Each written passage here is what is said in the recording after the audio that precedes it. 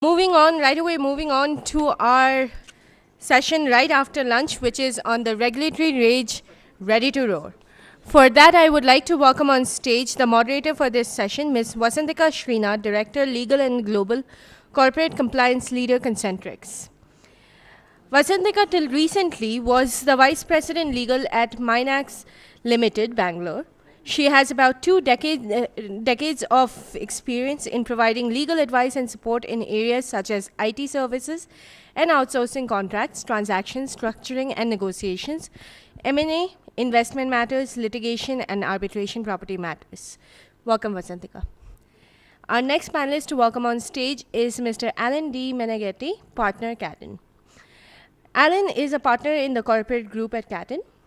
He undertakes a full range of commercial and regulatory work in the general, commercial, aviation, and aerospace sectors. His practice ranges from handling regulatory issues to the procurement of suppliers and responses to tenders to data protection and privacy, information technology, intellectual property, and drafting and negotiating of various commercial agreements. He has worked extensively on matters in Africa, Europe, and the United Kingdom. Welcome, Alan. Our next panelist to welcome on stage is Mr. Dattatri H.M., Head Legal and Secretarial, Essilor, India. Dattatri has over 14 years of varied and hands-on experience in leading corporate, legal, secretarial, taxation, IPR, and insurance matters in Indian and multinational companies.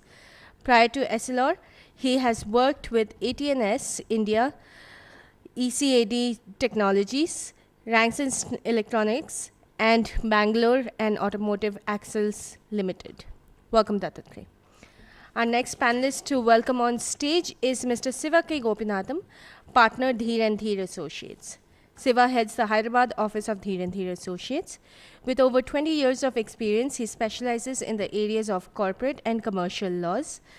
He has an all-encompassing experience in the legal industry and has been advising on FDI, M&A, and arbitration-related matters over the years. Prior to joining Dheer and Dheer, he has worked as partner with Kocher and Company, Singhania and Partners in their Hyderabad offices.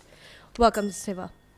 Our next panelist to welcome on stage is Mr. S. Mahadevan, EVP Legal, Compliance and Risk Management, Hinduja Global Solutions.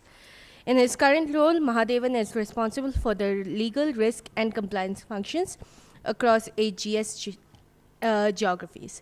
He also oversees the secretarial function. Prior to AGS, Mahadevan has worked with Jubilant Life Sciences Limited, where he was the global legal head, overseeing the legal operations of US, Canada, Europe, China, Singapore, and India. He has over 34 years of experience, inclusive of over 23 years in the field of legal and corporate affairs. Welcome, Mr. Mahadevan. Unfortunately, Mr. Subodh Deo could not join us today due to a last-minute emergency. Now, Vasantika, if I may request you to kindly take over the session. Thank you so much for your introductions. Hello, everybody. And after lunch is a challenge, but I hope you all keep your eyes open and are able to, get something from this panel discussion. So before we, when we were getting together and discussing what is it that we should be talking about, there is a very huge list of, subjects that was given to us. But looking at the time constraint and looking at what is really, the hot key subjects that interest and that are really, happening at this point of time, the panel got together and we took a call that, privacy is what is happening right now. Recently, the Supreme Court, judged that privacy is a fundamental right. It has, changed so many things for us. Aadhaar came in recently, it changed our lives, and so privacy and European privacy, GDPR, which is now getting hotter and hotter for us. So these are highly interesting topics, and some parts of competition with the recent Google case. So we've decided to limit ourselves in this limited time for to touch upon these particular topics. To start with, so we have a very distinguished and experienced panel, and I want to I would like to get full use of their expertise.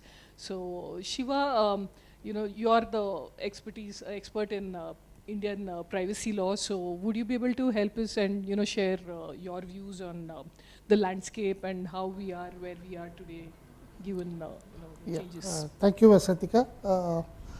As you all know, privacy is actually now a very, very hot issue in the country. What exactly is privacy? See, privacy is something which pertains to the sensitive data of individual. But as long as it's within the realm of the private domain, it's fine. But once it goes into the public domain, then it becomes a real issue. And that is what we are talking about, the right to privacy. And in India, as you all know, right from the past 4-5 decades, ever since this issue has started coming into the domain, it all started off with the Sharma case and subsequently the Karaksi case, which actually were referred to by the Supreme Court in the recent Aadhaar case. So initially how it evolved was that in the Karaksi case, I would actually try to divide this into a couple of domains, offline domain and the online domain. So when you look at the offline domain, from the privacy aspect, in the Karaksi case, what happened was the person was constantly being disturbed by the police at very odd hours, at 11 in the night, 12 in the night, 1 o'clock in the morning. So he filed a petition in the court saying, I can't be disturbed by the police at very odd hours, and I have a right to have my own private life, and the system cannot disturb me, and I have a right to privacy. The Supreme Court went into the issue and they said, that's fine, you have a right to privacy, we understand that. But it cannot be a fundamental right per se. So you cannot, we don't declare it as a fundamental right, but you have a right to privacy. It's quite they left it open. So subsequently, when this whole thing, it evolved over a period of time, and then it was silent for a pretty long time. And then once the government started collecting the biometrics for the purpose of Aadhaar, preparing the database for the country, then the question of privacy has come into the real forefront. Okay. So why, when the people are asked to give the fingerprints and iris scan, so the whole sensitive data is out in the public domain. Whether they are all properly managed, whether the data is going to be a secure one, and is it going to be misused, these are all the issues that are really cropped up in the minds of the citizens. So the question was, are we actually prepared to implement this kind of a system where there is a compromise on security and sensitivity? So that is how actually we are landed up with this case in the Supreme Court with the Aadhaar case. In this Aadhaar case, of course, my friend Mr. Mahadevan will be going more in detail, so I am not actually going into the judicial intervention as far as the privacy is concerned. He will look into that domain as the next speaker. So what I would like to point out in the judgment, the Supreme Court has actually gone on a very, very elaborate way, and then they held this judgment that it is a right to privacy is a fundamental right. But again, it is subject to certain restraints. As long as security of the country and there is a reasonable restriction that is imposed. So what kind of a reasonable restrictions that can be imposed, the Supreme Court has left it open. So that is why they have given a directive to the Union of India asking the government to bring in a legislation so that there is a comprehensive legality or legal framework on issue of privacy and data protection. So government is actually trying to bring in a data protection law, because as I told you, there is a lot of issues which are actually of very, very prime and public importance. Like one is sensitivity, security. So how are we having the adequate infrastructure to see that there is no breach of security, so that the security is not compromised where it can be misused at any point in future. So, and if so, then what is the major mechanism to prevent that? Is there any compensation to be paid? So, of course, we have the data protection rules made under the Information Technology Act, but they are very, very narrow. They are not very comprehensive. So, unless the government brings in a comprehensive legislation on the issue of data protection, so I think the data protection cannot be answered. So, if you look at the present context, I would say there are certain shortfalls. The first shortfall is there's a lack of flexibility as far as the technology is concerned. So, because the technology is changing so fast, so how technology is embedding into our lives, it has become quite a prominent entrant. So, as technology is more intrusive, there is a breach of privacy. So, how do you bridge both of them? So, these the questions are still left in the open. So, the data protection law should actually delve into those issues as to how it would go about it. Then the question is about what kind of data would be required. Is it going to be a large amount of data which the provider is going to ask, or is it a minimal data that would be required? So, the question is the quantum of data. So, there is no regulation on that. Then you have an issue of consent. Okay. Without any consent, can the data be given? Okay. If so, what kind of consent needs to be taken? Is it an informed consent? If it is an informed consent, then how is it going to be? So, this is another question that is still left open. Then the question of accountability. Suppose there is a breach, who is going to be accountable for the breach? So, there is no legal framework for that. And then you have the question of penalties. What kind of penalties that kick in? Because as far as the private personal sensitive data is concerned, of course, under the IT Act, the penalty has been imposed very well, that if there is a breach, there is a compensation to be paid of 1 crore and 5 crore. But that is not a comprehensive one. So, unless a new data protection legislation comes in the country, I do not think it will meet the present requirements. And I believe that first the public need to be adequately trained for that purpose, because Vasantika and I were discussing, there is a huge gap between the technology and what exists on the ground. So, if you as far as the urban crowd is concerned, they are very well acquainted with technology and use of technology. But when you go to the rural mass, they are not, they are slowly being introduced to the concept of technology. So, even though they are getting used to it, but privacy is something like a novel issue for them, because as you go down into the districts and the rural areas, people are more concerned about what is happening in the neighbor's home. So, what is happening in the neighbor's home, and then they would like to know more about a person with regard to his medical issues, or for that matter about his personal issues. So, there is no concept of privacy at all. So, how, even if they are going to they are going to be required to obey, if at all a law is going to be framed that they have to abide by all these privacy issues, I think it is a high time that the government takes some activity, so that the people are adequately trained, so that there is no misuse of any right to privacy. Yeah. So, I want you to hold that thought, because a lot of these points were also discussed in the Sri Krishna white paper, which I would like you to also discuss a little more. Absolutely. But before that, we will go to Mr. Mahadevan, because he will share what the Supreme Court judgment and various other judgments in this matter, and he is going to trace how privacy has evolved in the eyes of the judiciary. Thank you, Vasantika, and good afternoon, everyone. When I got this judgment was pronounced on August 24th, 2017. Such a detailed one, it took a lot of time for many of us to go through the judgments. So, what I thought, probably I will give some of my findings and conclusions, how it is going to impact based on the various case laws which have been given in the judgment. So, right to privacy is not covered in Article 21, and we have certain historical cases. I think Shiva touched about Karak Singh case. So, there are two more cases where Supreme Court reviewed, one in MP Sharma case, where there was a specific argument that a right to privacy should be made as a fundamental right, but the Supreme Court said that time that no, the constitutional lawmakers did not feel it appropriate to include right to privacy as a fundamental right. So, we can't include it, because they did not think so at that point of time. So, that was the view by Supreme Court. And again in Karak Singh case, So they said it's not a guaranteed right, as he rightly pointed out.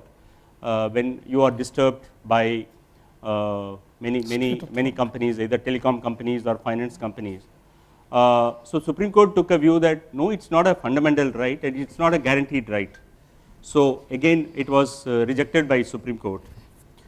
Again, in Menaka Gandhi case, you may be aware, there was a bigger issue, and when Supreme Court was asked to give a judgment, they slightly deviated from the two judgments in the past, and they said yes, Article 21, right to liberty, it has got widest amplitude, and it covers various rights, and there could be distinct fundamental rights. So they touched upon the right to privacy at that point of time, but they did not say in so many words that right to privacy could be a fundamental right. So Menaka Gandhi's case was a beginning of Supreme Court acknowledging that it could be a fundamental right. But if you look at the era when Menaka Gandhi case was decided, it was not an era of digital age. Again, the last case where Supreme Court really felt that there could be an issue if you don't declare this, it was a Supreme Court judgment where this is the Rajgopal case versus State of Tamil Nadu, where they said this right to privacy is an explicit right and it contained in right to liberty and life. So that was the first judgment of Supreme Court where they have acknowledged that you have to give a right to privacy, otherwise it will create a problem. So this is more of a previous judgments, and I was privileged to talk to some of the senior advocates who fought this case in the Supreme Court. One of the senior advocates, I had a good discussion with him. So I managed to get some points which he argued in the case, interesting points. So he argued, there are many senior advocates who argued in favor of declaring right to privacy as a fundamental right. Gopal Subramaniam is one of the senior advocates, again Mr. Sarabji, as well as Sajan Poya, and more advocates. So the arguments they put forth in front of the constitutional bench, it's a 9-member constitutional bench. They said, again they stressed the same point which Supreme Court mentioned in Rajgopal case. They said this right to liberty under Article 21, it has or alienable rights, it has got other rights. So you have to look at this section again in view of the existing digital age. And the second point which they talked about is you look at any person who is going to the bank or any mobile servicing company, you give all the information. They are supposed to use that information only for the purpose for which the individual has given the information, but we know that it is invariably sold, used, and it is all processed by various companies without your knowledge. And all happens is there is one small line saying that I authorize the service operator to use the data for any other purpose. So people don't read it. So this was another argument put forth. And the third argument is, if you look at the mobile device, if somebody gets the access to your mobile device, what will happen? They will come to know almost your private life. It will give you, if people are storing their financial records, they'll come to know the financial records. They'll come to know about the health history. They'll come to know about your friend circle. They'll come to know when you go through the WhatsApp chat, you'll come to know a lot of your thoughts. It could be completely different. So it's a big danger if somebody is invading your privacy by accessing the mobile data. So with all these things, all the senior advocates put forth that it's a right time to declare this as a right, as a fundamental right. Otherwise, you will be you will be having a major issue in the country because of the existing information technology age. So looking at all the judgments, let me get into the synopsis of the judgment what Supreme Court has given. So first time, I appreciate the Supreme Court judges, because I always thought that probably they still looking at the conservative era of records, files, etc. But first time Supreme Court accepted that it is a digital era. Information is the king. So whoever has got the information, they can make any decisions and they can earn anything. So information is the king, and they also recognize that online marketing, online sales. So everywhere, every time, and people access through internet. People access so many their bank accounts. They access. They sell the shares. So everywhere they are leaving some electronic tracks. So if you don't, if someone is trying to invade the privacy, it will create a biggest problem in the society. So they acknowledge that it's a serious risk, and if they don't address this risk at this point of time, it will be and also they looked at the data privacy legislations in US, UK, and the new GDPR which is going to come. So looking at all these things, they finally come to a conclusion that it's a high time that we declare this as a fundamental right. So which forced Supreme Court. So actually Supreme Court was forced to give this judgment based on the digital age, the global world. See, for example, anything happening in US. So I work in a company where, I get the information of what's happening in US or UK in just 2 minutes. So, and everybody knows we have WhatsApp, we have text message, we have email, and we have GoToMeeting. So every information is flowing to different parts of the world in minutes. So if you don't have control on the privacy, you will end up creating more problems to the society. So Supreme Court was forced to give this judgment, and I appreciate the nine judge constitutional bench that finally they declared this as a fundamental right. 3 exceptions they have given, I think we should know. One is if the state is going to use if they are going to invade the privacy of any individual, first thing, they have to use it with a proper, they have to use it for a legality. The purpose should be legality, and it has to be recognized in law. They can't use it otherwise. The second one, it has to be for a legitimate purpose, which is covered in the which is covered in the state, and state has to declare that what is a legitimate purpose. And the third one, there has to be proportionality when they use the data. The data which they use and the rational nexus will have to be only for the objects for which they actually use the data. So I just want to give you one example which I read in about a week back. This has come in Business Standard. So government wanted to know how many jobs they have created to defend their a specific point that we have created jobs.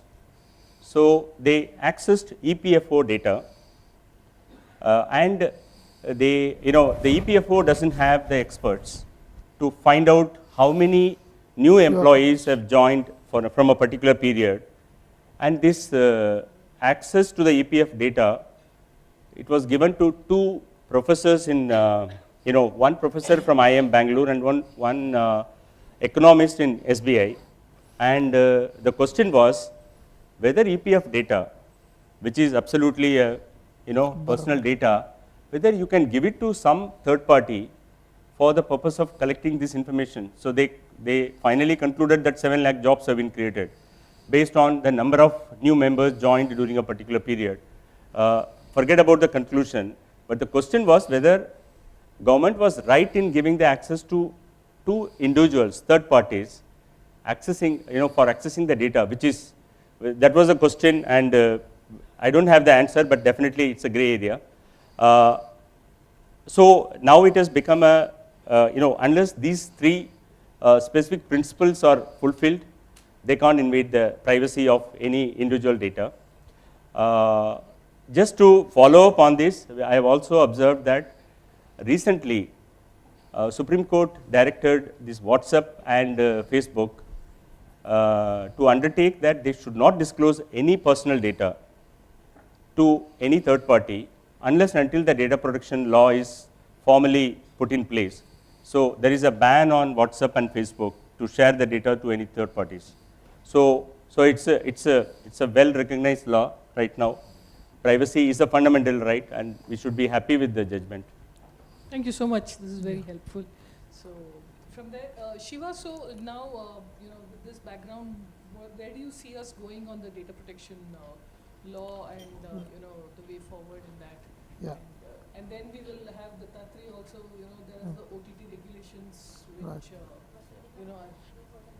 Sorry, the OTT regulations also which touch upon privacy. So, as my learned friend just covered in the last 10-15 minutes, so as he elaborately read about what the Supreme Court judgment actually dealt into, the Supreme Court actually directed the Union of India to bring a comprehensive legislation on data protection, because that is where all the shortfall is. But government cannot create anything out of the vacuum. So it needs some time to really study and then come out with a proper framework which can actually be put into place so that it can take the shape of law. So for that purpose, what the government has done is it has constituted a committee called the Sri Krishna Committee, which actually went through the entire privacy issues in different jurisdictions, and then they found out there are certain basic things which are absolutely required if privacy has to be needs to be protected. So the first thing they found was that privacy, if it is sensitive, then it needs security. Okay, the first thing. So security is of a paramount importance. So how the security aspect will be covered is a fundamental thing as far as privacy law is concerned or data protection law is concerned. And the second question they felt is what kind of data can be collected. Okay, so how minimal it can be, so that unnecessary data need not be given or conceded to third parties. So there is no mechanism for that. So what the committee felt is that minimal information should be taken. And the third issue they found was that there is a question of consent. Okay. So when you are taking a consent, for what purpose you are using, and is that purpose is a fair purpose, a legal one, and whether that can be whether that is going to be rightly used for that particular purpose, and will it not be shared by any to any third party. So these are all the questions where the proper informed consent should be taken. So that is the third aspect which Sri Krishna Committee has actually gone into.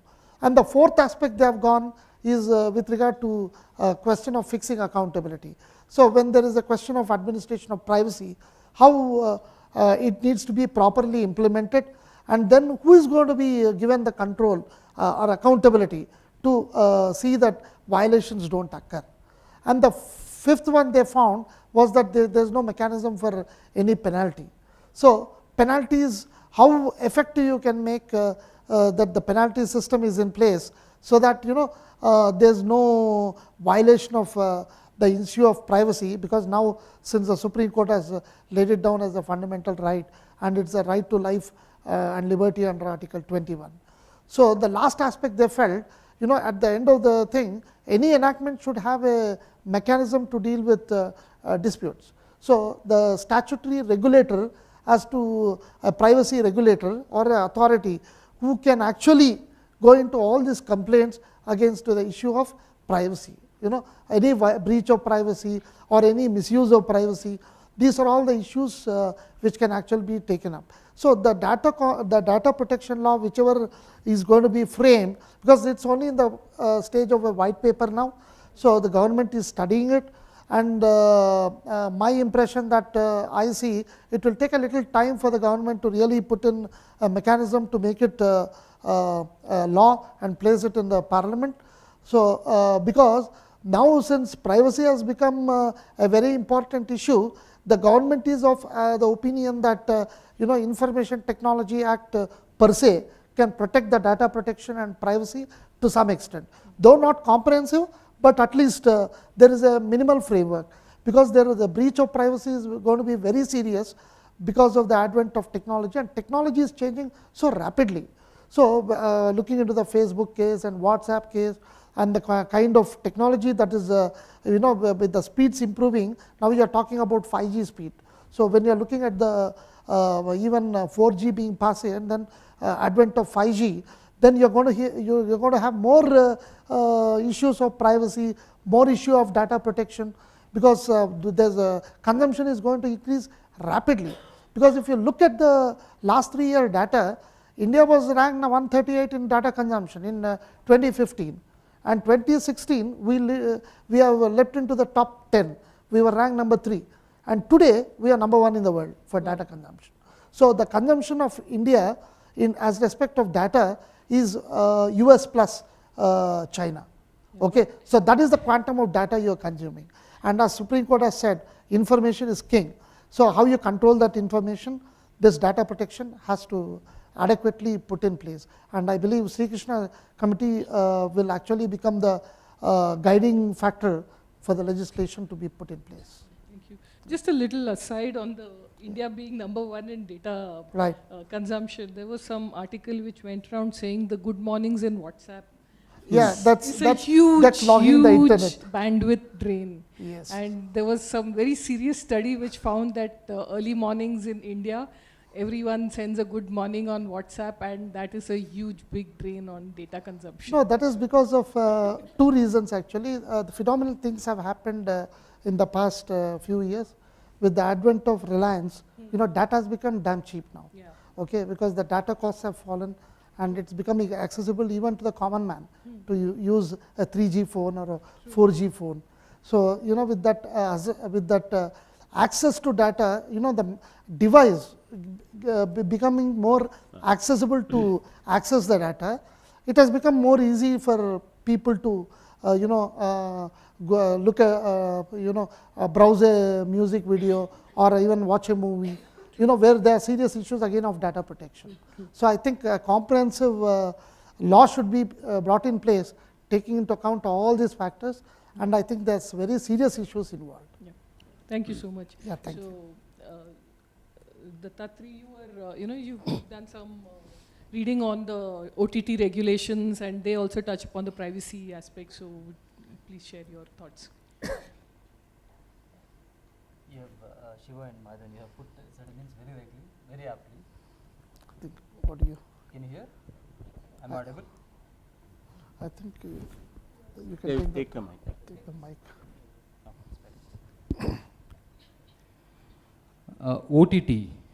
OTT, if I say just OTT, maybe for some of you it is something new.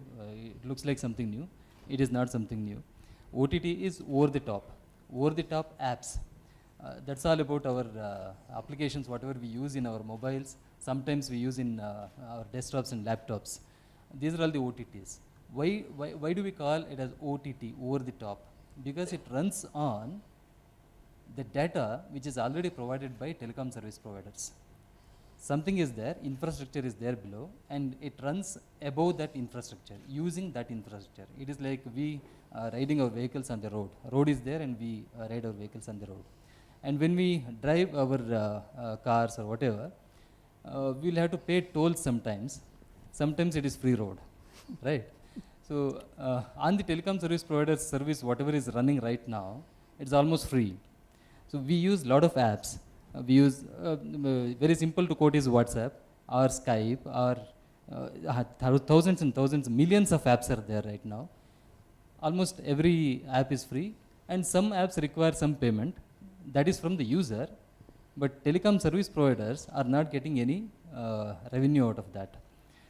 Many years ago, about 4-5 years ago, when Skype started connecting people over voice using their own app, the problem started cropping up. The existing service providers like BSNL and other service providers started seeing shrinkage in their revenues. They started raising voice against that. See, it is against security interest of the country. Using if somebody is using internet for voice calls, then it is against the security interest of the country, so and so, so forth. But fundamental issue was that they were losing revenue. So that created a lot of hue and cry in the country. And then government also had a concern. The government's concern was this: if a new telecom operator comes in, he will have to pay a license fee, huge license fee. But if somebody runs an application over the existing telecom service providers' data, then there is no license fee fixed on that. There is no revenue to the government. So government is also losing revenue. Telecom operators are losing revenue. So then a government took an initiative to publish a consultative paper in 2015, putting all the issues, whatever was brought into the notice of the government, and then giving some ways forward, options, what is available before the government, etc., etc. So that included certain practices that had already started, like discriminating certain applications, discriminating data availability for certain applications, or charging more for registering those applications on the TSP's services. So there are so many kind of bottlenecks started cropping up by that time. The consultative paper quoted everything, and then when government put it on the website and asked for the response from public, more than 1 million responses were received by the government. And out of that, they went on filtering to find out unique responses and unique mails. That itself was about 65,000 plus. That many unique responses were there with the government to study and come back with its proposals. But then it never happened. Things continued. No regulatory framework was made, and then more and more apps came into the market. Millions of apps came into the market. We all get worried when somebody says data given to Aadhaar may get misused, somebody may get and all. But all our data is there with our spy who is sitting in our pocket by name mobile. So we put all our data, even thumb impression also we put there. So entire data is available for someone to steal very easily. So that's where this data protection, data privacy issues arise. Impact on others' revenue is there, but when technology evolves, then definitely everyone have to move from one method of business to other mode. So that is a smaller issue to be addressed. And then government's loss of revenue is also a smaller issue to be addressed, because technology is evolving. They will charge more for 4G, 5G and all. They will get their revenue. But larger thing is, one is data privacy, and second one net neutrality. So these telecom service providers, say for example Airtel, they created some of the apps which gives one-touch connection to internet. They say if you use this application, then your data cost will come down. Because of Jio, the problem is not there now, but they announced like this last year. You use our app, then you can access selected not applications, the websites and services at much lower cost, sometimes zero cost. Facebook started bringing similar services. They say if you click on Facebook, your data will not be consumed. So these are all impacting net neutrality, which will create a lot of discrimination between service providers or application providers. This is against the interest of consumer. So net neutrality, impact on the net neutrality and data privacy are the biggest concerns when we talk about OTT. Now, Supreme Court judgment, whatever has come, and based on that consultative paper, whatever is published, it looks from government's angle. It also needs to look from a private player's angle. So normally what happens when we say this is a fundamental right, if it is violated by the state or state connected agencies, then we can directly approach High Court and Supreme Court and ask for a writ order. But if a private player means one application provider, say for example Paytm for that matter, if the private player is taking out the data, is misusing or abusing, though Supreme Court says that there is a block or ban, they cannot use like this and all, that's more about theoretical impact. But practically, how do we trace if somebody is using or misusing or abusing our data? Where there is a famous saying, where the product is free, the user himself is a product. We are getting Facebook, WhatsApp, so many things free, Google free, but then how are they earning their revenues? They are treating us as their products. So we are products. So our data is their raw material, and out of that they create many other products and they are selling that. So you cannot just prove that your data is abused or misused or whatever. They need not have to share the data. Like our bank details were sold in CDs, one CD just cost 500, olden days, right? Now those things are not required. And these companies need not have to sell the data. They will not sell the data. They use it for creating some other products, and those products control us. Our patterns are studied. There are softwares to do all this. No human intervention is required. So our patterns are studied and new products are created based on these data. So our data is actually used and abused without our consent. But who can prove it? Nobody can prove it. No, it is very difficult in our current system to bring in evidences that can convince somebody that it is so. So that's where the problem is, and we only hope that when law is framed for data protection, all these aspects are considered, and then better law is made than whatever we had earlier. Thank you, Dattatreya. This is very interesting because he's just talked about evolution of how technology has been evolving. Our law is not evolving to keep up with that. But and our next topic also is GDPR, which is basically also how the European Union has evolved in their understanding and their respect of privacy. And so here's where we are, and GDPR is now facing us, 90 days to go for GDPR. And those of you who process any data from any EU, data subjects, you will know that, in 90 days you have to have all your paperwork ready, you need to be ready and be GDPR prepared. So with this, I will request Alan to, take us through some of the key, maybe, walk us through the background of how we got here to GDPR and what is it in GDPR that we all are, that is staring at us.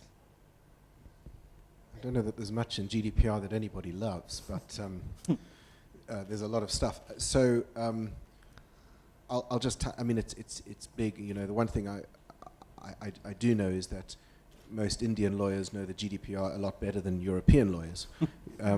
So just jump in with a question, and I'm not going to go, into everything. Obviously, there's no time. But it's a regulation, the General Data Protection Regulation, and at the moment we've got a regime, a privacy regime, which is based on a directive, and directives have indirect effect, so they have to be implemented in each member state by local enabling legislation. So what does that mean?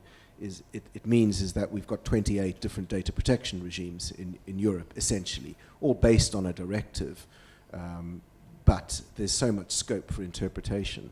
And you can see that in the fines. The UK is at if you're going to transgress privacy concern, do it in the UK, don't do it in Germany or France, because they're just much stricter on enforcing. So what they wanted to do, what the Commission, the European Parliament wanted to do, was they wanted to harmonise the regime as much as possible across the Eurozone, which for now still includes the UK. So whereas in India, you've got a lot of different bits of legislation which feed into your corpus of privacy law.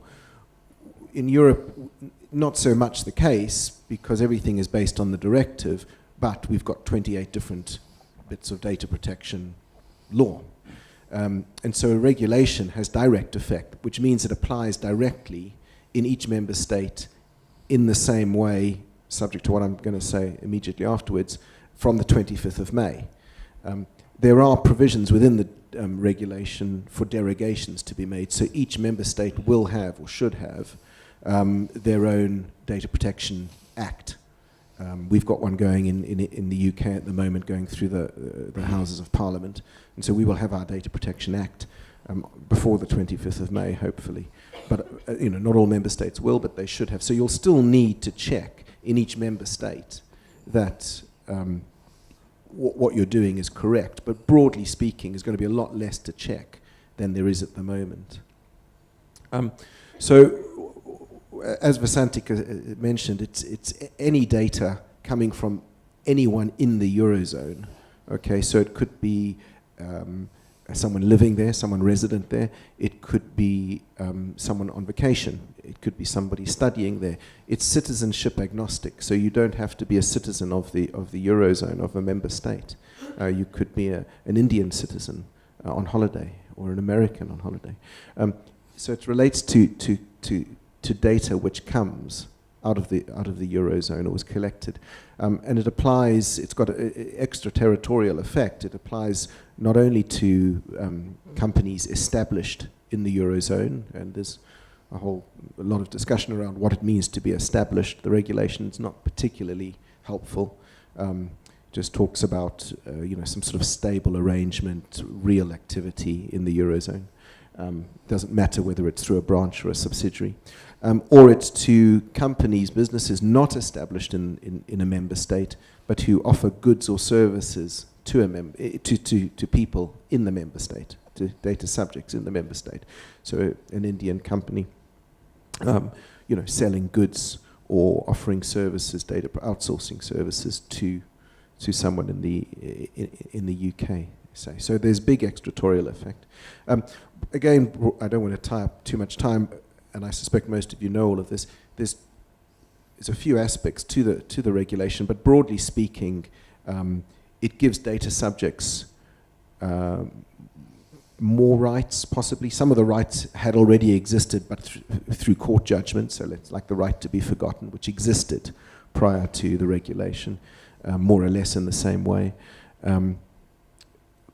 But it gives data subjects more rights. It also places more prescriptive obligations on companies and on businesses doing business in the Eurozone or offering goods or services into the Eurozone, right from what you need to tell data subjects. So if you look at Articles 13 and 14 and 12 as well, very helpful in the sense that it codifies the basic law, more or less, right through to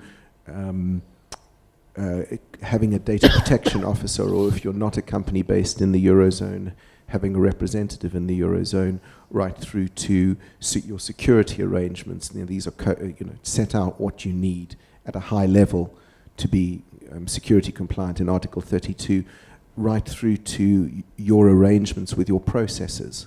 So as a controller, what do you need to have in place with your processes? You can't just have an informal arrangement. In Article 28, it's got to be written. It's got to get them to comply with certain security requirements, audit obligations, helping with data breaches, right through to how you deal with the data breach. And of course, the way to get the C-suite's attention, particularly the CFO's attention, is to smack a big fine on everybody, which is it's done the desired effect because people are waking up in Europe. So depending on the transgression of the regulation, either a fine of the greater of 2% or 2% or 4% of global turnover, or up to 20 million euros, whichever is the greater. And that's really getting people's attention. So that's it in a nutshell. What are the rights to data subjects?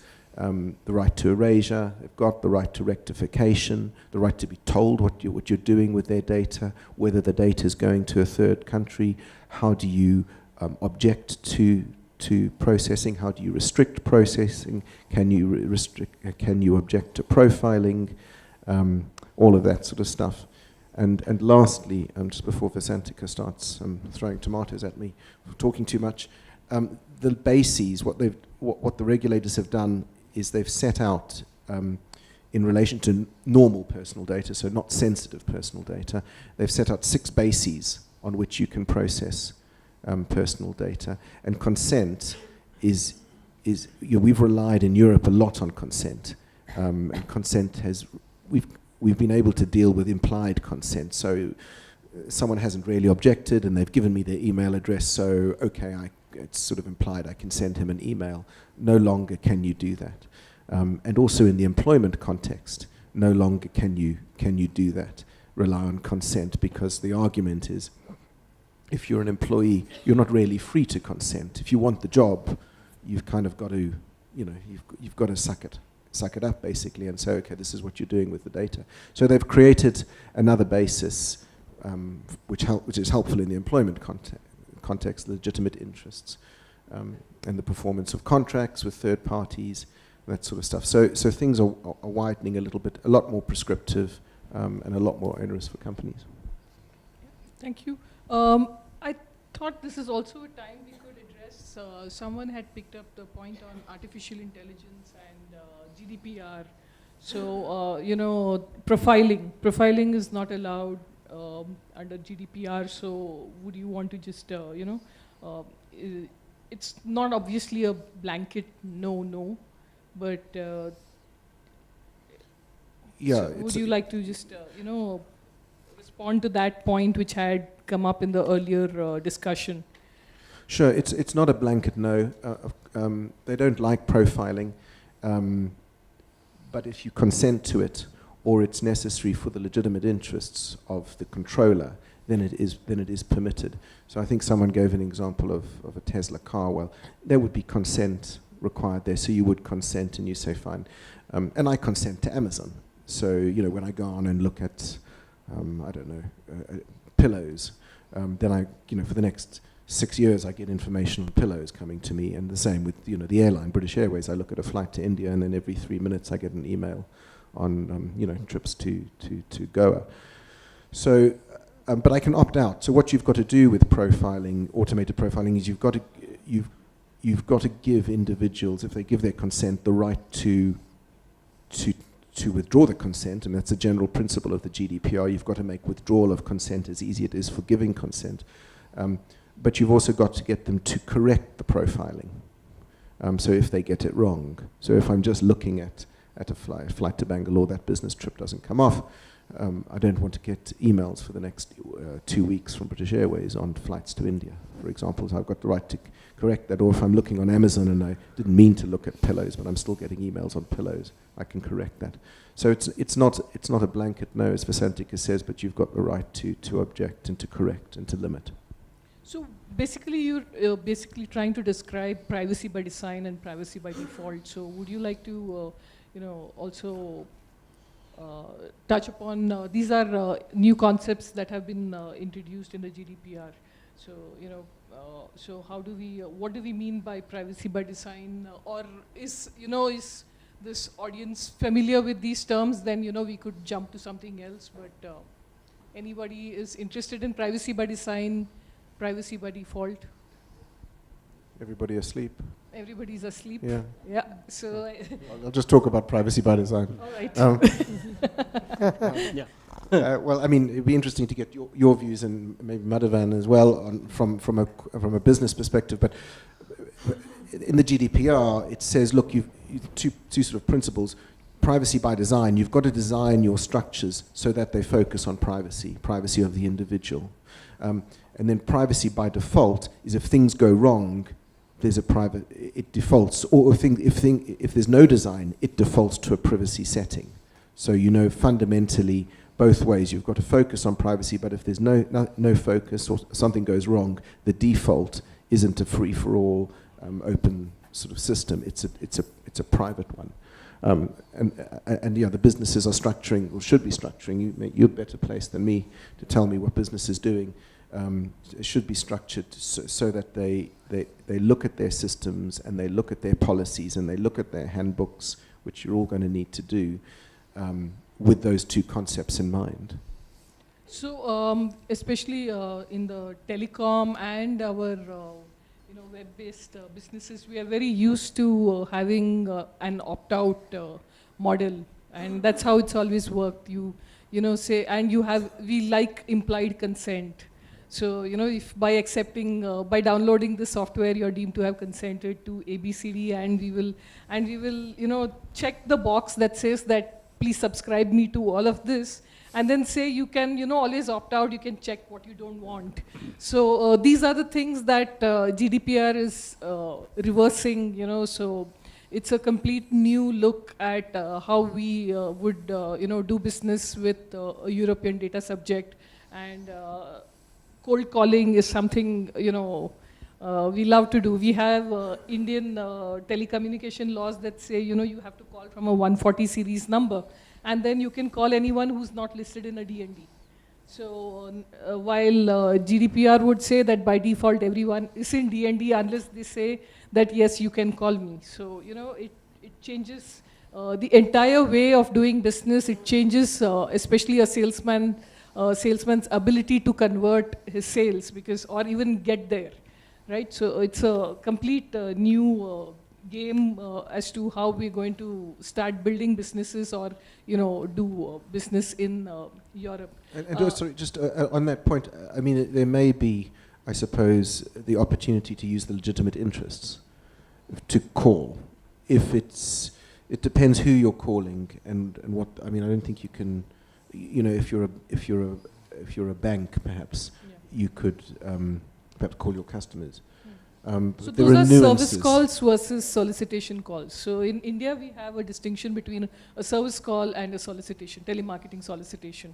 So you cannot solicit business without, without permission, is what GDPR I guess says. So you could tell a customer that I would call you if there is work. So that would be legitimate business interest. But it is not legitimate business interest for me to say, hey, I see you're spending a lot, and you could possibly, upgrade to some other card and we will give you more, benefits. So that is not legitimate business interest. So those are the things which get impacted. So Mr. Mahadevan, would you like to, share your story of how you all are trying to be compliant with GDPR at HGS? Okay. So I just talked about the privacy judgment. You can treat it as a baby. Here you have a grown-up son or grown-up daughter. So I'm happy to deal with a baby as well as a grown-up son. So GDPR, yes, we have a reasonably big set of big size of operations in UK. We have 3 facilities, one in London and one facility in Preston and other facility in Scotland. About 1,300 employees. So when GDPR was introduced, I just want to share the way we work and the way employees in UK work. So I was in a visit to UK sometime in April, and I went to all the facilities because I was told to visit all the facilities. So I met this gentleman whom I have never met him. Probably first time I met him in my office. So when I met him, the first point he talked about is, Mahadevan, I want to talk to you about GDPR, which is getting introduced next year. So that's a kind of preparation they do 1 year before. April 2017 I went, and it's getting implemented in May 2018. So he was ready. He started showing me what steps he plans to do, how he wants to do it. So I started working with him. So to be truly speaking, we started the preparation in April. The first 3 months, what we did is when I came back, I started working with a 2-member team in UK. GDPR, as Alan mentioned, I think the most important thing is the information security.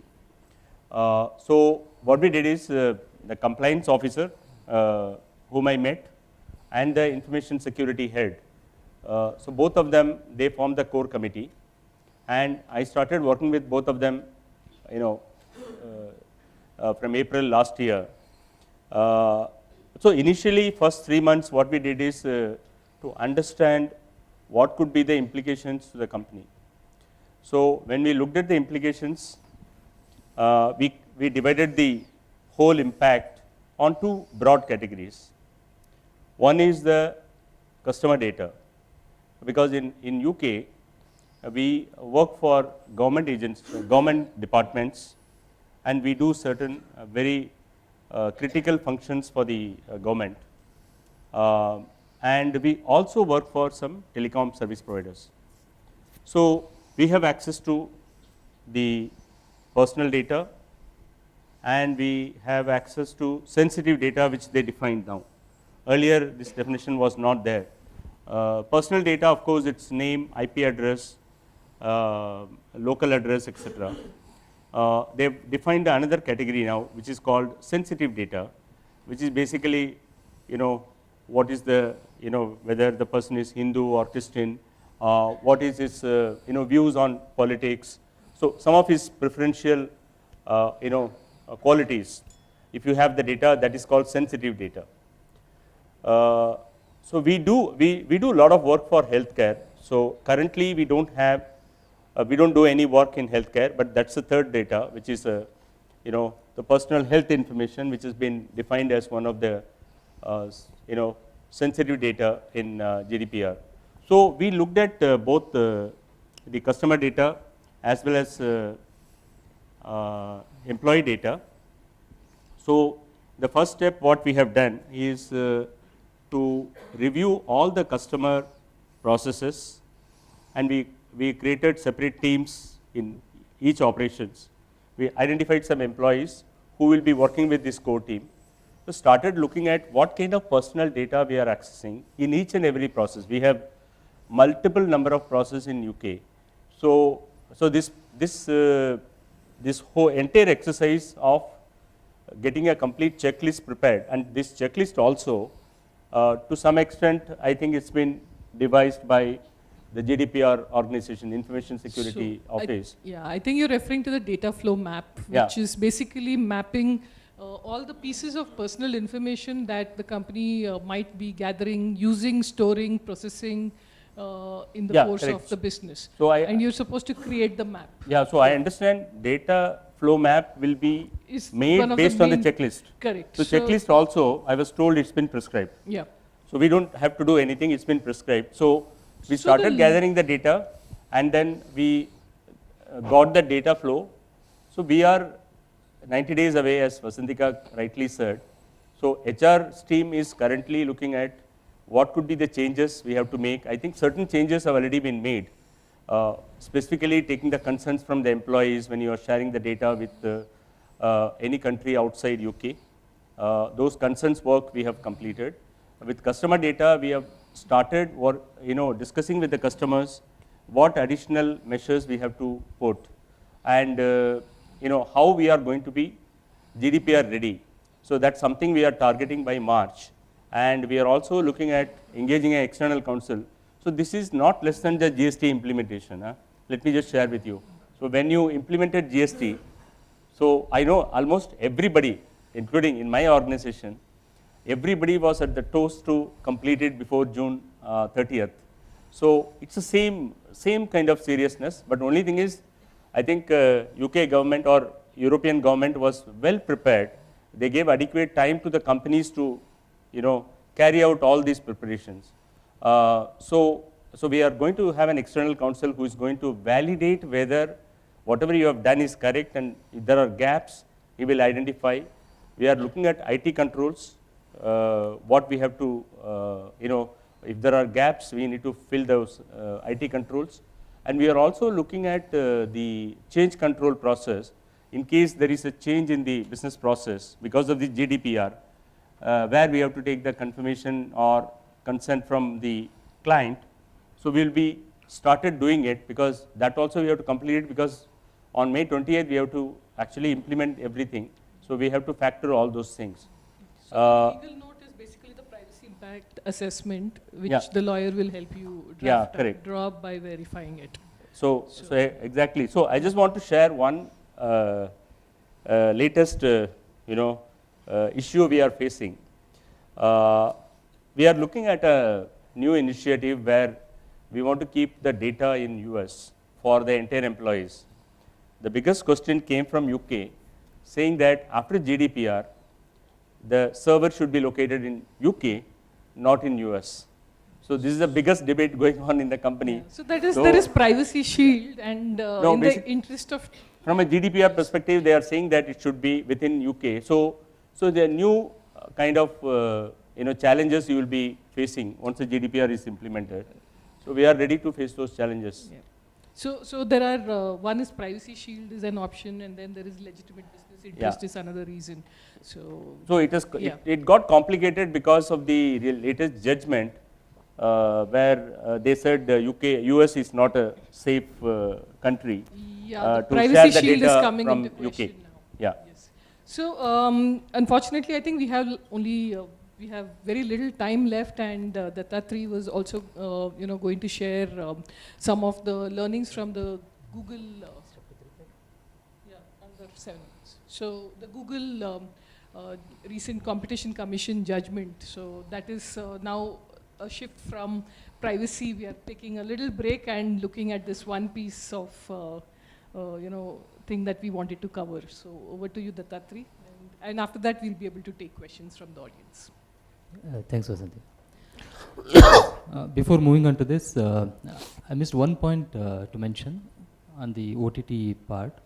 Recently, in the month of January, TRAI has issued National Telecom Policy, a consultative paper on National Telecom Policy. Good thing is, it is covering regulation on OTT. Maybe we can expect better days, regulated days on OTT and its usage. Okay, moving on. A little bit on competition law. Competition law is evolving. Many years now. We all know CCI has been quite active, dynamic, vibrant, and it has been trying hard to be in par with the CCIs of other countries, CCs of other countries. Now, a recent case, which is very green in all our minds, that is Google case. We know that in all newspapers it has reported that Google is fined, is about 350 crores of rupees. And then all of us were feeling that, okay, Google was into some malpractice and it is fined, okay, CCI has done a great thing. It's all fine, but there are multiple views to that. Some 6-7 issues were deliberated by CCI. DG had already made an order earlier on which now final order has come. There are certain distinctive issues, some 7 issues were there which were dealt under this order. Most of the things have gone in favor of Google. Only a couple of things have gone against Google. That's how the small penalty imposed on Google. But Google is facilitated in continuing those practices for which CCI said we cannot interfere at this point in time. So, just to highlight a couple of those issues. All of us use Google for any search. Now, if somebody asks something, we'll immediately open Google and put that word. So that's by default, reflex action.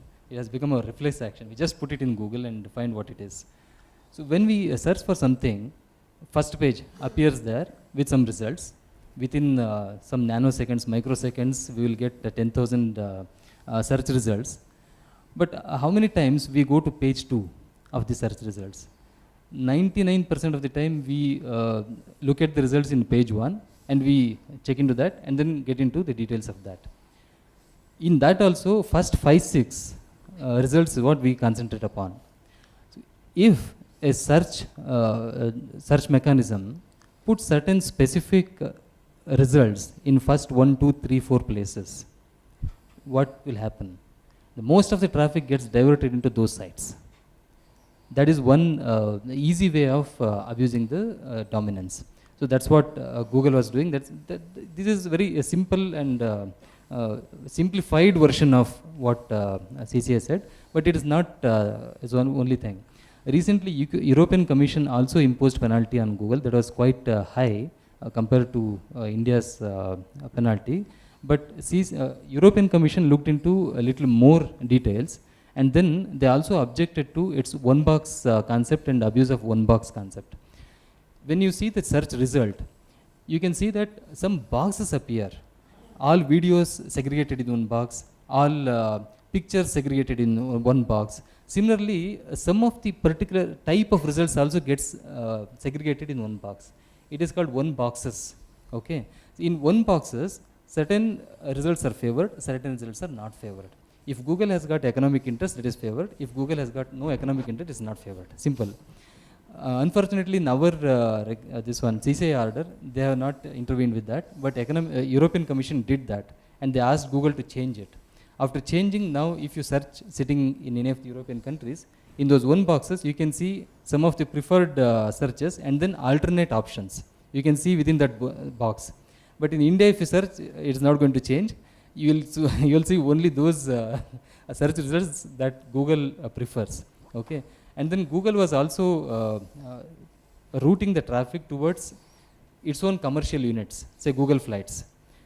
When you go for searching flights, it will route you to Google Flight, and Google Flight is aligned with couple of service providers like Make My Trip or somebody. It will ultimately it will divert you into a particular service provider. So you will end up in buying from those service providers. CCI commented on universal results. You have to change the order. You should not fix the order. You should not do anything in playing with the order. That's the right thing, right comment. And then one box is commercial units, and then there is another very sensitive aspect, trademarks. I am one company, company A, Vasantika is in company B. What I do, I buy the word B. Say Vasantika's company name is Vasantika only. I buy the word Vasantika. If you go and search Vasantika, you will get my company's results.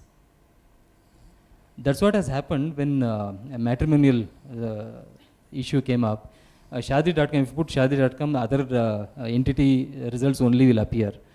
So, for that serious issue, neither European Commission nor CCI tried to interfere. They did not do anything for this. They said these are all experimental thing, we cannot interfere at this point in time. You only observe, it doesn't come under our ambit, and you cannot pull each and every instance of actions before us to say that this is anti-competitive, anti-restrictive and all. We don't interfere with that. I do not see the logic there, because trademarks are registered. She would have registered her trademark. I have registered my trademark. But if you search for her, you get results of my company because I pay more. There is a bidding process. I bid for that word. I pay more. I get that word. I bag it first, even before she appears. So it is a clear discrimination, and it is clear abuse of the system. So I don't know why CCI did not pronounce anything on this aspect. Other than that, there are AdWords. AdWords, you are all aware. Some words which you pick up, those AdWords appear in the front. So there also CCI did not opine anything. And then there are some other issues like intermediation agreements. So when you enter into an agreement with Google for creating your own website, you can include a space for Google's advertisements. Google will put its own advertisement and it will pay you for that. So when you enter into that kind of agreements, Google is said to have prohibited the users from entering into similar agreements with other service providers. So that was the issue. Order said, no, you don't do that kind of restrictive behavior, don't show that kind of restrictive behavior, allow them to enter into similar agreements. That's it. So whether Google was really punished or it benefited is a question, and it's a doubt. Time will answer for this. So, thank you, Dattatri, and with this, we are open to questions, or we have taken up the question time. If there is any, we have someone here.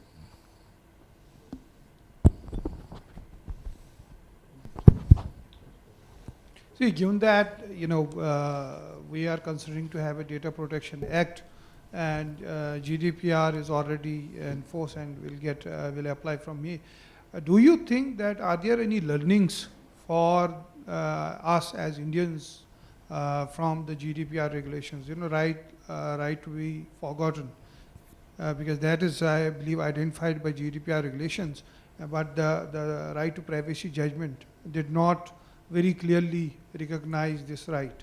So, do you think, you know, from your analysis of GDPR regulation, is there something for us that we need to buy from these regulations and incorporate in our Data Protection Act? Okay, I can talk about it. So probably, you know, I did mention when I talked about the privacy judgment. In the judgment, they mentioned very clearly, and they directed the government to have a robust data protection law at the earliest. That's the first direction given by the Supreme Court. The second point is, they have mentioned in the judgment that GDPR is going to be your guidance for formulating any law. So they did talk about UK, US and other laws. UK currently following the GDPR, though it is under Brexit. You know, they may formulate their own data protection law, but currently they have to follow GDPR, they are part of EU. So India is going to look at GDPR and see how they can, you know, probably, you know, take most of the clauses or, you know, some of the important clauses and formulate the data protection regime. Because see, very frankly, we don't have a strong data protection law in India, and which is the need of the hour, because most of the companies, you know, IT companies and ITES companies, so they deal with this issue on a day-to-day basis, and it's a need of the hour. So I'm sure Indian government will take the, you know, whatever you can say. So I don't want that they should replicate, because if they replicate, then it's a problem for us. But they should at least get the concept and then try to see how they can really put a robust data protection law in India. So and that is, I think, definitely going to come. I think robust enough at least to be deemed as an adequate jurisdiction for, you know, doing business, so it doesn't hurt our business. Yeah, absolutely. So adequacy is very important, so we can continue to handle EU business. So that Yeah, is but the Supreme Court said robust. So we'll see how it is going to come. All right. Thank you very much, Vasantika. Thank you, esteemed panelists, for that very intriguing discussion and at a challenging time, which is right after lunch. I'm sure you've managed to keep the audience very intrigued. Vasantika, if I may request you to please present our token of appreciation to the panelists, starting with Alan.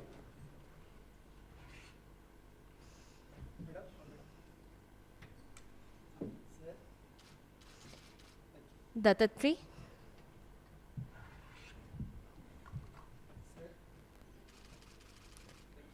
Mr. S. Mahadevan.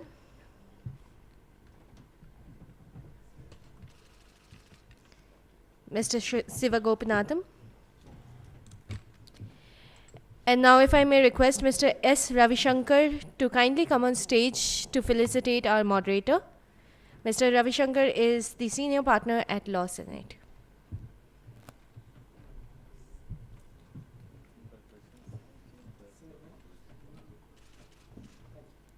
Thank you very much once again. While we wrap up with a group photograph,